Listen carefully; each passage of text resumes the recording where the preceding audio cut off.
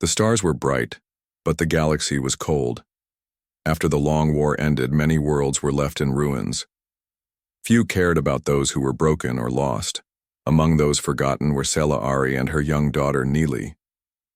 Their ship was old and battered. It had traveled many light years to reach Taros 3, a small mining planet on the edge of the galaxy. The ship's engines were barely working, and the last of their supplies had run out. Sela held Neely close, feeling the girl's small body shiver from cold and hunger. They landed on the dusty platform of the space station, hoping to find help. But the station was busy. People moved quickly, eyes fixed on their own problems. No one stopped to help the alien mother and child. Their faces were strange to the locals, and their clothes were worn and torn. To many, they looked like trouble or a burden. Sela tried to ask for food and shelter. Her voice was soft, but it went unheard. The officers told her to leave. "No help here," one said without looking at her. "Move on, or you will be forced off the station." Neely looked up with tired eyes, too weak to cry. Sela felt a deep sadness. She thought about all the places they had run from, the war, the danger, and the loss of their home planet. Now they had nowhere left to go. The space station was crowded and noisy, but Sela and Neely felt invisible. Far from the busy platform, Colt Mercer watched the scene quietly. Colt was a human man, in his late 40s, with a strong build and a kind face marked by years of hard work. His prosthetic leg clicked softly on the metal floor as he leaned against the wall, observing the crowd. Colt was not like most people on Taros 3. He was a retired engineer who had once worked on ships and machines across many worlds. Now he lived alone in a small home outside the city, surrounded by old machines and tools. He was used to silence and space, but tonight, something caught his attention. He saw the alien woman and her daughter. He saw how they were ignored, how no one offered even a glass of water. The little girl's head drooped and she suddenly collapsed onto the cold ground. The crowd stepped back, but no one moved to help. Without thinking, Colt pushed off the wall and hurried forward. He knelt beside Neely, checking her pulse and breathing. She was alive but very weak. Colt called out to a nearby vendor and bought some warm food and water. Sela looked at Colt with surprise and hope. She spoke, in broken basic, the common language of the galaxy. "Thank you. You help?" Colt nodded and smiled softly. "Come with me. You both need rest." He helped Sela lift Neely into his arms and walked with them through narrow alleys away from the noisy station. He did not ask many questions, but he could see the pain in their eyes. When they reached his home, it was not much. The house was made of metal scraps and old ship parts. Inside, it was warm from a small heater and smelled of oil and earth. Colt laid Neely on a soft blanket and gave her some warm broth. Sela sat beside her daughter, tears in her eyes. "You are kind," she whispered. "Most do not care," Colt shrugged. "Maybe people forget what it means to care. Maybe they are afraid of what is different." The room was quiet except for Neely's soft breathing. Colt looked around at the machines and tools he loved. For years he had built and fixed things. But tonight he realized he had a new job: to build hope. Outside, the cold wind blew across the barren land, but inside the little home, a small fire crackled. It was the start of something new. Colt stayed awake all night, watching over the two visitors. Sela rested with Neely close by, and slowly, the girl's breathing grew stronger. In the morning, the sun rose over the dusty horizon. Colt went to the city market to find supplies. He did not tell anyone about the aliens. He knew the world. Outside was not ready to welcome them, but inside his home they would be safe. The day was long and the city remained busy. But Colt's small act of kindness had started a quiet change. Sometimes all it takes is one person who looks past fear and difference to make a home for those who have none. The sun hung low over Taros 3's dusty hills as Colt led Sela and Neely deeper into his small scrapyard home. It was a place filled with old machines and parts from ships long gone. Metal pieces lay scattered like forgotten memories of distant worlds.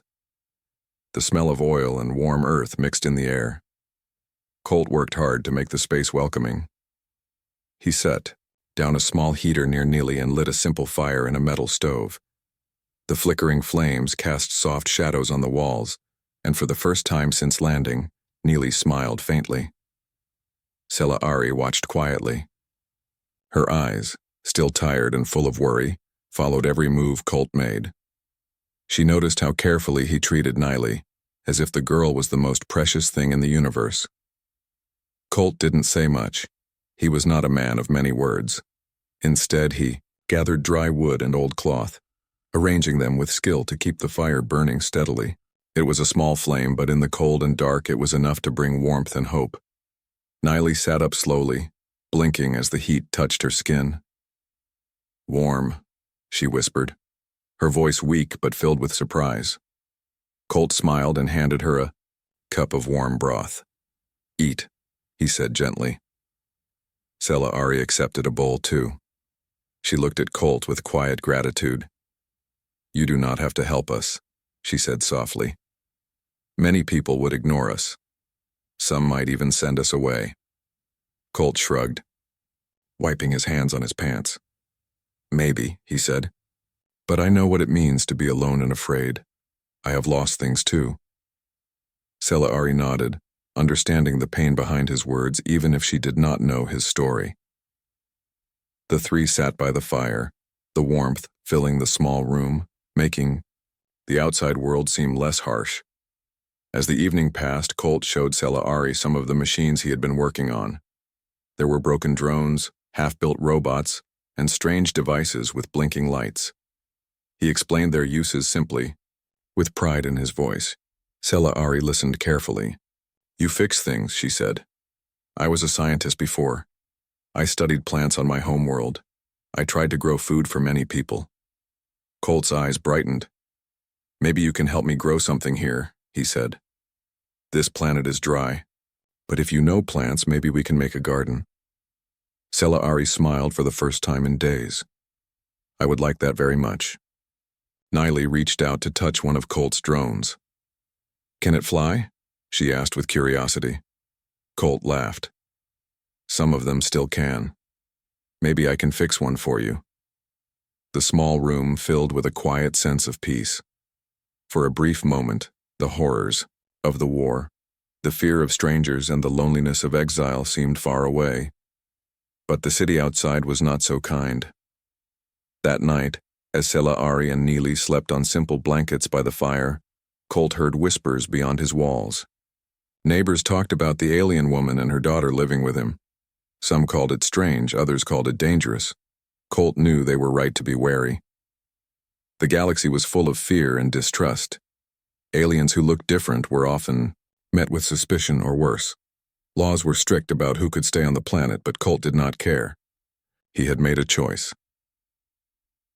The next morning, Colt took Sela-Ari to the small garden patch he had started outside. It was nothing more than a few pots filled with dry soil and a few stubborn green shoots. Sela knelt beside the pots and ran her fingers gently through the dirt. "This soil is poor," she said, "but we can fix it. With water and care, plants will grow." Colt smiled. "Good. Let's start tomorrow." Neely watched them with bright eyes. She touched a small green leaf and laughed as it tickled her fingers. For the first time, Sela and Neely felt the possibility of a new beginning. Days passed, and Colt worked alongside Sela-Ari to build a small greenhouse from scrap metal and old transparent panels. Inside, they planted seeds from the last stores Sela had saved. Every morning, Neely helped water the plants, her laughter bringing light to the dusty yard. Colt repaired one of his small drones and gave it to Neely. "Fly it carefully," he warned, watching her eyes shine with excitement as the machine buzzed softly into the air. Life was changing in the scrapyard. Slowly, the small home became more than just a shelter. It became a place of hope, but the outside world was watching. One day, a patrol officer came to Colt's door. The man wore a uniform, covered with badges, and carried an official tablet. "Colt Mercer," the officer said sharply, "you are harboring illegal immigrants. You must report them to the authorities immediately. Colt stood tall, his voice calm but firm. They are not just immigrants. They are people. They need help. The officer frowned. Rules are rules. You could be fined or worse. Sela Ari stepped forward, her voice steady despite the fear. Please, we mean no harm. We only want a chance to live. Colt looked at the officer and then at Sela and Neely. I won't let you take them. The officer hesitated but finally said, We will be watching. As the patrol left, Colt closed the door and locked it tight. He knew this was only the beginning. Trouble was coming. But for now, the fire inside his small home burned brighter than ever. A human had made a home for the alien woman and her daughter, and no one could take that away. The days on Taros 3 moved slowly, but the tension in Colt's small home grew stronger. Outside the walls of the scrapyard, whispers and suspicious looks followed every movement. Some neighbors warned others to stay away. Others said strange things about harboring aliens who might bring trouble. But inside, Colt, Sela Ari, and Neely were building something new, a fragile trust born from kindness and shared hope. Colt worked each morning on his machines, repairing old drones and Xing broken engines. But now, his work had a new purpose. With Sela's help, he began building a small water collector to bring moisture from the air. The plants in their greenhouse needed more water if they were to survive the dry season. Sela Ari taught Colt how to care for the fragile seedlings. Her knowledge of plants from faraway worlds amazed him. She spoke gently to the green leaves as if they could hear her words. Neely, full of energy once again, helped every chance she got. She painted colorful pictures on the walls of the scrap yard, bright symbols from her home planet, shapes full of hope and life. Look, Colt, she said one afternoon, holding up her latest painting. It is the star that guides us. Colt smiled, feeling a warmth inside he hadn't known for years. It's beautiful, Neely. But not everyone in the city shared their joy. One morning, Colt found his workbench broken. A drone he had spent days fixing was smashed into pieces. At first he thought it was an accident, but then he saw footprints near the gate, rough boots that did not belong to him or his visitors. Sela Ari frowned.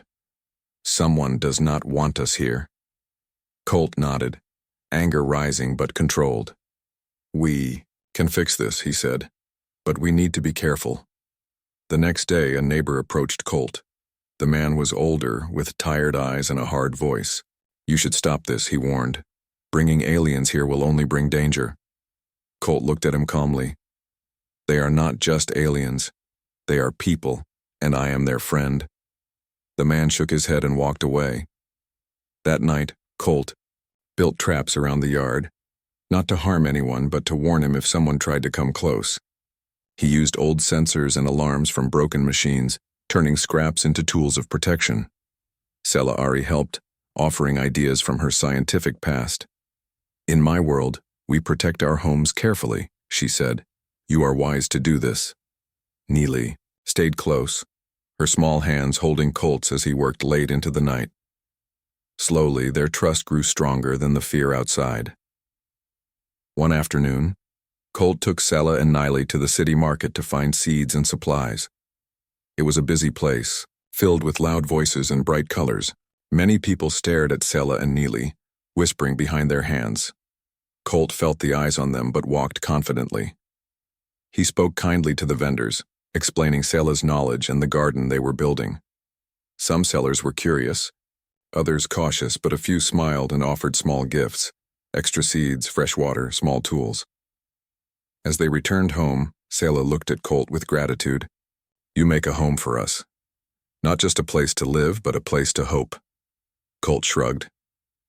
I just did what any person should do. But inside, he knew it was more than that. He was breaking walls built by fear and silence.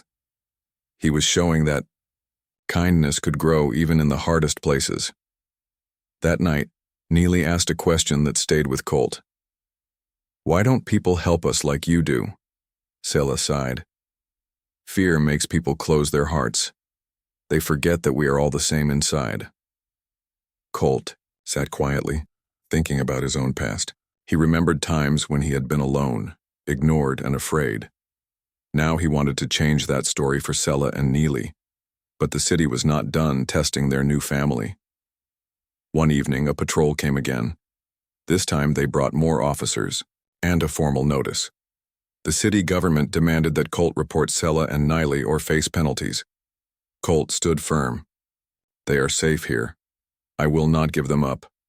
The lead officer's face was hard but not cruel. The laws are clear. You could lose everything. Colt's voice was steady. Then I will face that. But I will not turn my back on them. Officers left with a warning. We will be watching. As the door closed, Sela took Colt's hand. You are brave. Colt shook his head. I am just human. But sometimes that is enough. Days passed, and the patrol's presence increased. Colt knew the fight was far from over, but in the quiet moments he looked at Sela and Neely and felt a deep strength growing inside him, a strength that came not from machines or weapons, but from the choice to care. They were different in many ways. Different species, different worlds. But in that small scrapyard on a dusty planet, they were family, and that family would face whatever came next, together. The dry wind blew harder over Taros 3, carrying dust across the empty fields and into Colt's small scrapyard. Dark clouds gathered in the sky, unusual for the normally clear days of this desert planet. A storm was coming, strong and fast. Colt knew the weather could be dangerous. The plasma storms of Taros 3 were fierce, capable of cutting power, and damaging buildings in minutes. The city had prepared as best it could, but outside many were still vulnerable. Inside his home, Colt looked at Sela and Neely, both quiet and watching the sky nervously. The girl, once full of laughter, was now pale and tired. Colt's heart tightened. We need to get ready, Colt said calmly. The storm will shut down the city gates. No one will get in or out. Sela nodded, her eyes full of worry. And Neely? She is still weak. The cold will make her worse. Colt had no medicine left. The last supplies were gone after their long journey. He felt helpless, but he refused to show it. He gathered blankets and covered the small greenhouse they had built, protecting the fragile plants. The fire inside was low but steady. Colt checked the water supply. They had just enough. As the first flashes of lightning lit the sky, the power on the city flickered and then died. The silence was thick. Outside, the wind screamed through the metal walls of the scrapyard. Dust and debris swirled like ghosts in the air. Neely shivered under a blanket, her small hands clutching Colt's. Sela wrapped her arms tightly around her daughter, whispering soothing words in their strange language. Hours passed with no sign of the storm easing. Colt's mind raced. They needed help, medicine, warmth, anything to keep Neely alive through the night. But the city gates were locked, and no one was answering calls. I will find what I can, Colt said firmly. Stay. Here, I won't be long. Sela looked at him with fear, but Colt was already stepping into the storm. The wind hit him like a wall. The dust stung his eyes and mouth, but he pushed forward, moving carefully through the empty streets. The storm made every step dangerous, but Colt's determination was stronger. He reached the small medical facility on the edge of the city, a place he had worked with before. The doors were locked, but Colt found a side window, weak but not sealed shut. Using a metal rod, he pried the window open just enough to slip inside. Inside, the lights flickered, and the air smelled cold and sterile. Colt moved quickly, searching for the supplies they needed: antibiotics, painkillers, warm blankets. He filled a small bag and headed back, knowing every second counted. The storm's fury had grown worse. Lightning cracked through the sky and thunder shook the ground. Dust and debris made it hard to see. When Colt returned, he found Sela holding Neely tightly. The girl's breathing was shallow. Colt rushed inside, placing the medicine by Neely's side. He helped Sela give the child the painkillers and wrapped her in warm blankets. Stay with her, Colt said softly. I will keep the fire going. The night was long. Colt fed the fire, adding dry wood, watching the flames dance in the darkness. Scifi whispered stories of their home world, fields of green, skies filled with colors they had never seen here. Her voice was soft but filled with pain and hope. Niley's, breathing slowly, grew steadier. By dawn, the storm had passed. The sky cleared and soft sunlight touched the land. Colt looked at the two quietly sleeping figures and felt a deep relief. But the storm had left more than dust and broken power lines. When the city gates finally opened, officials arrived with new orders. The news of the storm and the people helping strangers spread quickly. Colt was warned again.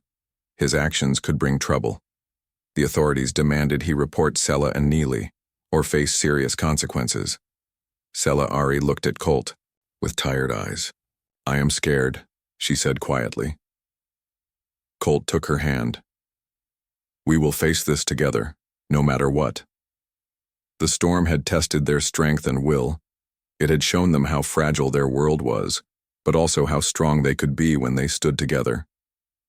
Colt knew that the road ahead would be hard, but he was ready, for Sela and Niley, and for the home they had started to build. He would fight. The calm after the storm was brief. The city still whispered about Colt, the human who sheltered aliens. Some saw him as a hero. Others called him a troublemaker. But no one was more serious about protecting Scifi and Niley than Colt himself. One morning, a strange ship landed near the scrapyard. It was small, sleek, and dark, unlike the bulky cargo ships Colt was used to. From it stepped a figure dressed in black armor, face hidden behind a reflective visor. The visitors did not announce themselves. Colt watched carefully. He had learned to read danger in quiet moments. The figure moved with purpose, scanning the yard and buildings. Scifi and Neely stayed inside, scared but trusting Colt to keep them safe. The stranger was a bounty hunter, hired to capture Scifi. Her past had caught up with her, and now someone was paid to bring her back, dead or alive. Colt knew this was the greatest test yet. He went outside and greeted the bounty hunter with calm words. "What brings you here?" The hunter's voice was cold and mechanical. "You harbor a fugitive. Turn her over or face consequences." Colt smiled, but there was no warmth in it. "This is her home now. You will not take her." The hunter stepped forward, hand resting near a weapon. Colt raised his hand slowly, then reached behind to a pile of scrap. With a quick motion, he threw a small device to the ground. It beeped and whirred, then released a cloud of smoke. When the smoke cleared, Colt's old drones flew out, buzzing and shining under the sun. They moved in patterns, surrounding the bounty hunter, blocking paths and cutting off escape routes. The hunter narrowed their eyes but did not attack immediately. The drones were more than machines. They were Colt's friends, built with care and skill. "Leave now," Colt warned. "You will not win here." The bounty hunter paused, then lunged. The battle was quick and silent, with drones flying fast and Colt moving with surprising agility for a man with a prosthetic leg. Scifi and Neely watched from inside, holding each other tightly. After several tense minutes, the hunter realized defeat and vanished into a hidden jetpack blast, disappearing into the sky. Colt let out a breath he hadn't known he was holding. He turned to Scifi and Niley. "You're safe, for now." Scifi's eyes shone with gratitude. "You risked yourself for us." Colt shrugged. "That's what friends do." Word of the battle spread fast. Videos taken by hidden cameras appeared on the local net. People across Taros 3 and nearby worlds talked about the human who stood for aliens.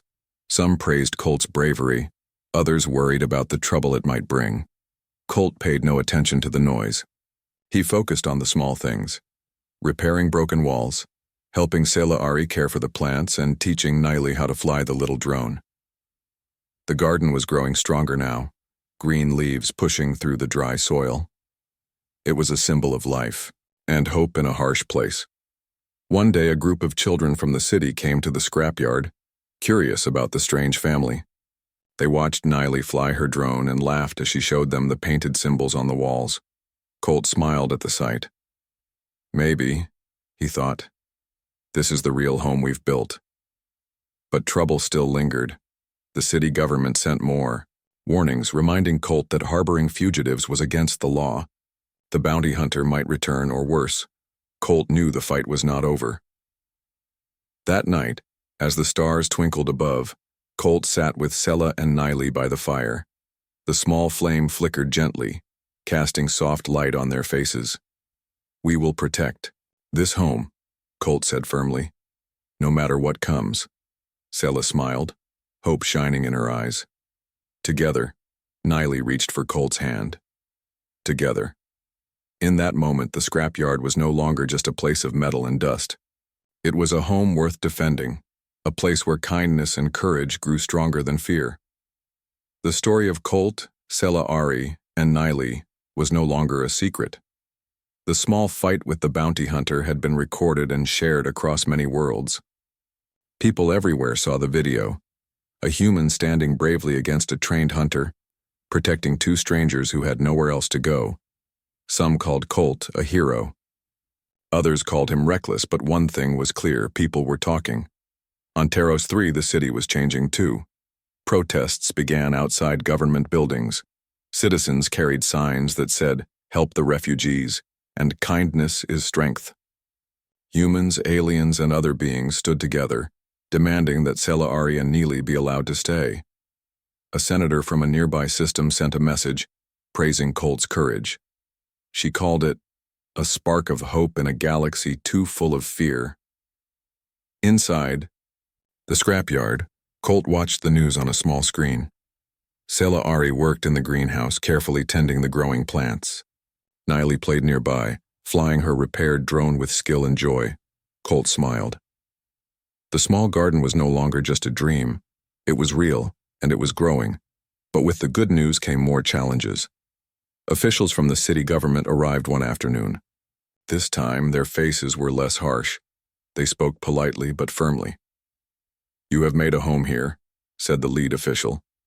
"But legal papers are needed to make this permanent. We will help process them, if you cooperate." Colt looked at Sela Ari and Niley. They nodded slowly. "We will cooperate," Colt said. For the first time, it felt like hope was real. The process was slow. Paperwork, interviews, and meetings filled many days. But the city's attitude softened. People who had once whispered suspiciously now nodded politely. During this time, Sela Ari began teaching local children about plants from her world, shared stories of faraway forests and fields, helping young minds dream bigger. Niley made friends with other children, her laughter filling the yard. She taught them words from her language and showed them the colorful symbols she painted. Colt helped fix a community water system damaged in the last storm. His engineering skills brought smiles and gratitude from neighbors. Together, the small family became part of the community. Then, a day came that no one expected. The bounty hunter returned. But this time, not alone. A team of mercenaries arrived, hired by those who wanted Sela Ari gone. They came with weapons and machines built for war. Colt stood at the gate, ready. He had spent weeks preparing, building defenses and traps. The drones buzzed in the air, scanning for danger. The mercenaries advanced, but Colt and the drones moved, fast. They used the scrapyard's terrain, the piles of metal and broken parts, to their advantage. The battle was fierce but silent, fought in shadows and flashes of light. Sela Ari and Niley stayed inside, safe for the first time in days. After hours, the mercenaries realized they could not win. They retreated, leaving behind damaged machines and broken weapons. Colt watched them leave, his heart pounding. He knew this fight was only one of many, but he also knew something important. The community had come together to protect what they had built. People from the city arrived, joining Colt and standing against the mercenaries. It was no longer just Colt's fight. It was everyone's. Later that night, Colt sat with Sela Ari and Niley by the fire. "We are not alone," Colt said softly. Sela Ari smiled, hope shining in her eyes. "Together we are stronger." Niley reached out and took Colt's hand. Home. The scrapyard was no longer just a place to hide. It was a symbol of courage, kindness, and the power of standing together. And for the first time, the galaxy felt a little smaller, a little warmer. The small scrapyard on Taros 3 had changed. What once was a place filled with rusted metal and broken machines was now a vibrant sanctuary. Under a clear dome, plants from distant worlds grew tall and green, their leaves shining under the soft glow of artificial light. Children laughed and played nearby, their voices full of joy. Some were humans, others aliens from many planets. They chased each other, learning new games and sharing stories in different languages. At the center of this lively garden stood Colt Mercer, watching, with pride. The man who had once been alone and forgotten had helped build something stronger than any machine. A community. Sela Ari stood beside him, her eyes shining as she tended to a row of glowing flowers. Neely, now healthy and full of life, flew, her small drone above the plants guiding it carefully through the leaves. "This is more than I ever hoped for," Sela said softly. "A home not just for us, but for many." Colt smiled. It started with a simple choice: to help. The journey had not been easy. They faced storms, threats, and the cold silence of those who refused to understand. But with every challenge, they grew stronger. The city had accepted them slowly but surely. Legal papers were signed, making Sela and Neely official residents. The garden was protected by the community, a symbol of hope for everyone. One afternoon, a group of visitors arrived. Leaders from nearby planets came to see the garden and the family that had inspired so many. They praised Colt's courage and Sela's knowledge. Neely showed them how to fly the drones she loved, her bright smile lighting the faces of the visitors. Colt listened as the leaders spoke about future plans, shared research, new homes for refugees, and stronger bonds between worlds. He felt a quiet joy. The small scrapyard had become a beacon in the galaxy. That night, as stars twinkled overhead, Colt sat with Sela and Neely by the fire.